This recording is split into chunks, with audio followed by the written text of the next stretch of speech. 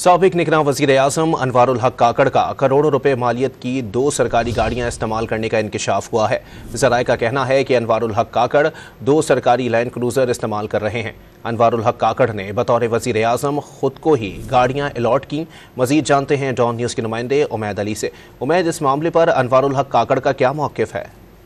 जी देखिए, बिल्कुल साबिक निगरान वज़ीर आज़म अनवारुल हक काकड़ का 2 सरकारी गाड़ियां हैं। ये लैंड क्रूजर, एक लैंड क्रूजर बुलेट प्रूफ है और दूसरी सॉफ्ट लैंड क्रूजर है। और ये दोनों गाड़ियां काबीना डिवीजन के पोल कार की मलकियत हैं।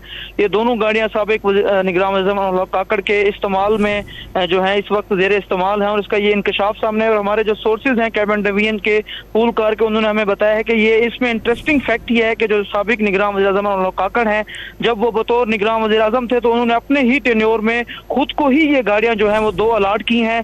ताहम इसमें जो रूल्स है स्टाफ का, रूल 1980 कैबिनेट डिवीजन का, वो ये कहता है कि कोई भी वज़ीर आज़म किसी भी वल्नरेबल डिग्निटरी को गाड़ियां अलाट कर सकता है गाड़ी की अवेलेबिलिटी और अप्रूवल के ऊपर।